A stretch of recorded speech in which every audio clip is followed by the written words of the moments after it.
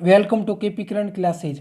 आज की हम इस क्लास में राजस्थान कला संस्कृति से संबंधित एक रामबाण सीरीज लेकर आए, जिसमें कि हम रोज राजस्थान कला से संबंधित कुछ 10 एमसीक्यूज जो महत्वपूर्ण हो सकते हैं उनके बारे में चर्चा करेंगे विस्तार पूर्वक। तो आप इस रामबाण सीरीज को रोज देखना ना भूलिएगा। ये रामबाण सीरीज आपको प्रतिदिन इसी समय हमारे YouTube channel KP Kiran classes में अपलोड कर दी जाएगी।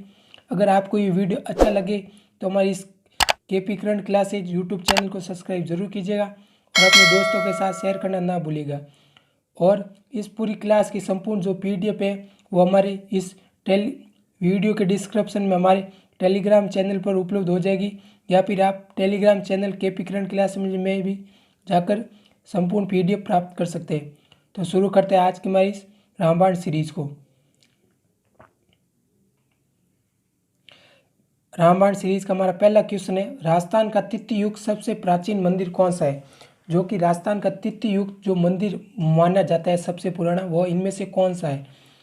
ए शीतलेश्वर महादेव मंदिर जो कि झालापाटन झालावाड़ में, मदन मोहन मंदिर जो करौली में, शांतिनाथ जैन मंदिर जो झालावाड़ में, मथुराधीश का मंदिर। तो इसका सही आंसर हो जाएगा answer number A, Sheetaleshwar Mahadev का जो मंदिर है झालापाटन, उसे सबसे प्राचीन तृतीयुक्त मंदिर माना जाता है, जो कि 1889 ईस्वी में बनाया गया था। यदि शीतलेश्वर महादेव मंदिर की अन्य बात करें तो इसे चंद्रमौली मंदिर भी कहा जाता है। जो चंद्रमौली मंदिर है, यदि पूछ ले कि चंद्रमौली मंदिर का निर्माण कब किया गया था, तब आप ऐसे बता सकते हैं 689 ईस्वी का। और झालापाटन झालावाड़ को हम घंटियों का शहर भी कहा जाता है।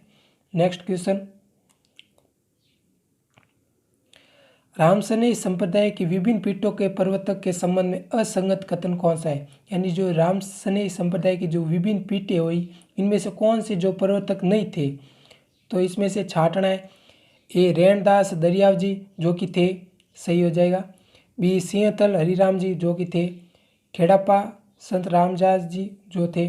जो शाहपुरा थी उसके चरणदास जी नहीं थे, तो इसका सही आंसर हो जाए आंसर नंबर डी, शाहपुरा। जो शाहपुरा थी, जो शाहपुरा की पीठ थी, उसके जो प्रवर्तक थे वो चरणदास जी ना होकर रामचरण जी थे। तो शाहपुरा के कौन थे? रामचरण जी प्रवर्तक थे।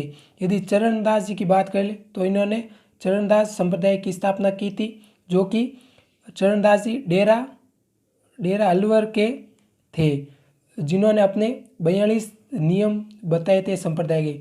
और इन्होंने चरणदास जी ने जो नादिर शाह थे उनके आक्रमण की भविष्यवाणी की थी। यदि इनके चरणदास जी की शिष्य की बात कर ले तो इनकी जो शिष्य थी वो थी दयाबाई। नेक्स्ट क्वेश्चन, तीसरा क्वेश्चन, निम्न में से असंगत कथन की पहचान कीजिए। मतलब इनमें से भी कौन सा जो असंगत कथन है वो इसमें से बताना है। बगरू जयपुर जो कि छपाई के लिए प्रसिद्ध है। यदि हम बकरू की बात करें तो एक बकरू का युद्ध हुआ था, वो 1748 में हुआ था। और इससे पहले एक राजमहल का युद्ध हुआ था, वो 1747 में हुआ था, जो कि दो भाइयों के बीच में हुआ था। बगरू जयपुर जो कि छपाई के लिए प्रसिद्ध है, ये सही है। बाड़मेर जो अजरक प्रिंट के लिए प्रसिद्ध है। जो बाड़मेर है वहाँ की अजरक और जो अजरक प्रिंट मल्लीर प्रिंट दोनों बाड़मेर की प्रसिद्ध है। जो चित्तौड़गढ़ का जो अकोला गांव है वहाँ की जाजम या फिर इसे हम आजम भी कह सकते हैं, जो कि प्रसिद्ध है। सीकर कोप्तगिरी, तो इसका जो सही आंसर हो जाए वो डी हो जाए, क्योंकि सीकर की कोप्तगिरी नहीं है। सीकर की जो है वो गोटा कार्य के लिए प्रसिद्ध है। जो सीकर का जो क्षेत्र है खंडेला, वो गोटा कार्य के लिए प्रसिद्ध है। जो कोप्तगिरी है ना, वो अलवर व भरतपुर की प्रसिद्ध है। तो इसका सही आंसर हो जाए answer number D, Sikar. Next, किस किले को जागीरी किलों का सिरमौर कहा जाता है? यानी इसमें से कौन सा किला है जिसे जागीरी किलों का सिरमौर कहा जाता है? शाहबाज का दुर्ग जो कि 12 में स्थित है। सज्जनगढ़ का दुर्ग जो उदयपुर में स्थित है। कुचामन दुर्ग नागौर में स्थित। लक्ष्मणगढ़ का दुर्ग। तो इसका सही आंसर हो जाएगा आंसर नंबर सी, कुचामन का दुर्ग है। जो कुचामन का दुर्ग है नागौर, उसे जागीरी किलों का सिरमौर कहा जाता है, क्योंकि इस कुचामन दुर्ग के अनेक रियासतों से सामना किया था, जिसके कारण इसे जागीरी किलों का सिरमौर कहा जाता है। और कुचामन दुर्ग के संबंधित एक लोकोक्ति भी जोड़ी जाती है, जो कि यह है, रानी जाय के पास हो सकता है लेकिन ठकुराइन के पास नहीं। यानी इस कुचामन दुर्ग के बारे में ये कहा जाता है कि यह दुर्ग रानी जाय के पास हो सकता है लेकिन ठकुराइन के पास नहीं। नेक्स्ट दोस्तों, अगर आपको वीडियो अच्छा लगे तो हमारी इस क्लास को लाइक ज़रूर कीजिएगा ताकि हम आगे वाली क्लास को और अच्छा बना सके। प्रश्न 5, मथेरना किस जिले की प्रसिद्ध लोक कला है? जो मथेरना कला है वह किस जिले की है? तो इसका सही आंसर हो जाए answer number C, Bikaner. Bikaner है, वहाँ की मथेरना हो गई एक उस्ता कला। बीकानेर की मथेरना, उस्ता कला और मुनवर्ती, जो मुनवर्ती है वो बीकानेर की कला है। और यदि मथेरना कला की बात कर ले तो मथेरना कला में जो गिली दीवारें होती है उन पर चूने के द्वारा देवी देवताओं का चित्रण किया जाता है। यदि आपसे पूछ ले कि उस्ता कला भी आ सकता है या फिर मुनवर्ती कला भी आ सकता है तो बीकानेर हो जाएगा आपका। नेक्स्ट, किस ग्रंथ में विग्रहराज चतुर तथा राजमती के बीच प्रेम प्रसंगों का उल्लेख मिलता है? मतलब कौन सा ग्रंथ है जिसमें विग्रहराज जो चतुर थे और राजमती थी उनके बीच प्रेम प्रसंगों का उल्लेख मिलता है? ए, प्रबंध कोश, जिसकी रचना राजशेखर ने की थी। जो राजशेखर थे उनके द्वारा इसकी रचना की गई थी प्रबंध कोश की। जो हरिकेल नाटक है, बी, हरिकेल नाटक, जिसकी रचना स्वयं विग्रहराज चतुर द्वारा की गई थी। इसमें शिव व अर्जुन के जो बीच का मध्य के जो बातें हुई थी, संवाद हुआ था, उसके संबंधित ये नाटक है। तीसरा है ललित विग्रहराज, जो कि सोमदेव द्वारा लिखा गया था। इसमें कि विग्रहराज व देसल देवी, जो देसल देवी थी, उनके बीच का ये था प्रेम प्रसंग था। डी हो जाएगा बिसलदेव रासो। तो इसका सही आंसर हो जाएगा answer number D, Bisaldev Raso. जो बिसलदेव रासो था जिसकी रचना नरपति जो थे नल, जिनके द्वारा की गई थी, और इसमें विग्रहराज चतुर व राजमती के बीच प्रेम प्रसंगों का उल्लेख मिलता है। यदि कहीं कहीं आपको पूछ ले कि विग्रहराज चतुर्थ व देसल देवी के मध्य जो प्रेम प्रसंग है तो उसका सही आंसर फिर हो जाएगा ललित विग्रहराज। नेक्स्ट,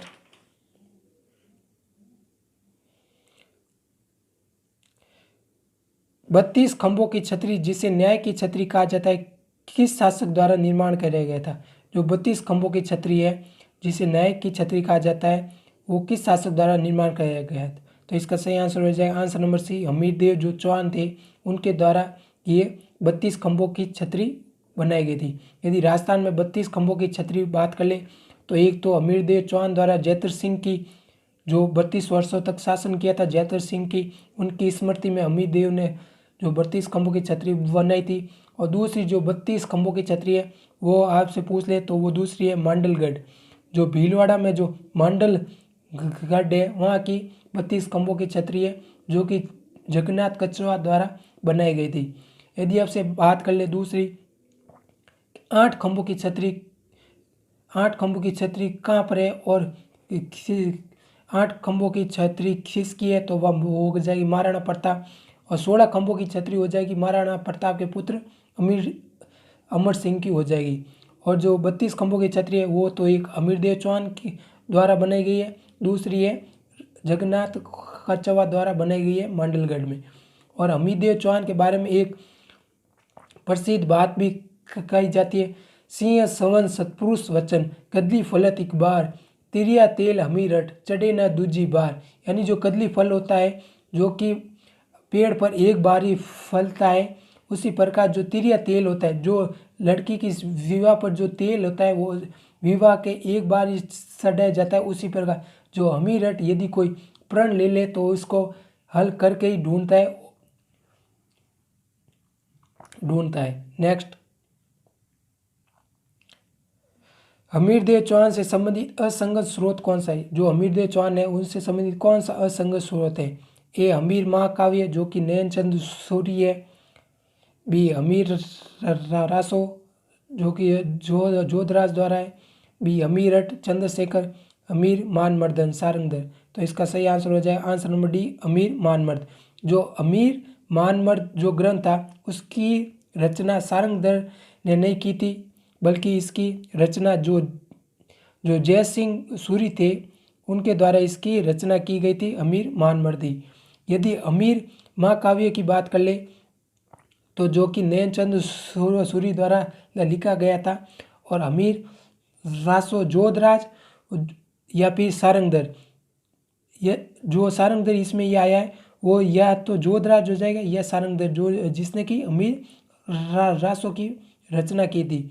जो अमीर रट है वो चंद्रशेखर द्वारा लिखा गया था। यदि चंद्रशेखर की अन्य ग्रंथ की बात कर ले तो इसका दूसरा हो जाएगा, दूसरा जो ग्रंथ है वो हो जाएगा सृजन चरित्र।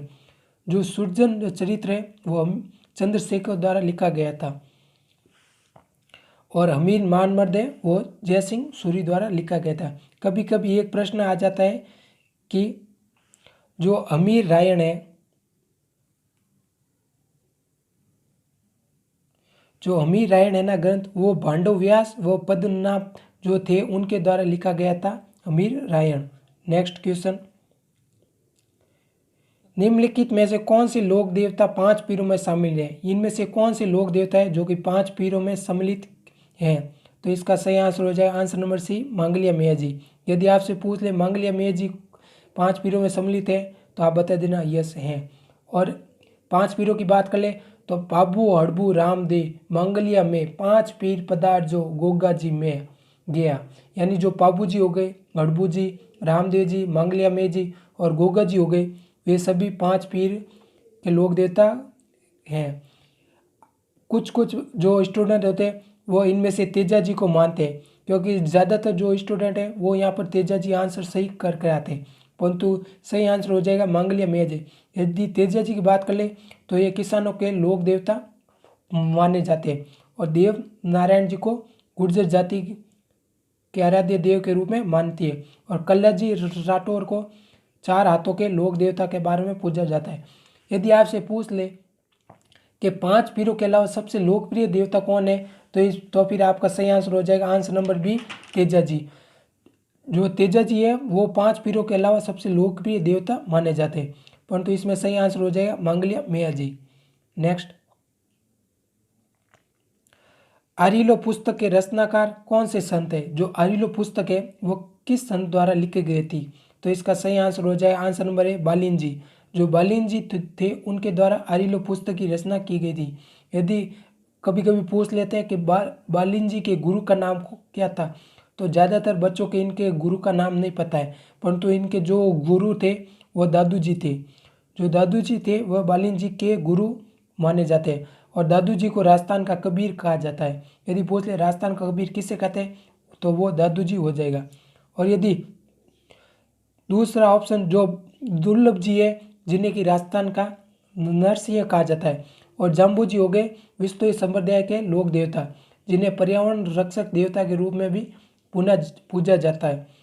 और डी है संत पीपा जी जिन्हें कि दर्जी समुदाय के दर्जी समुदाय के जो लोग होते हैं वे इन्हें आराध्य देव मानते हैं, और इनका बचपन का नाम था प्रताप सिंह खिची।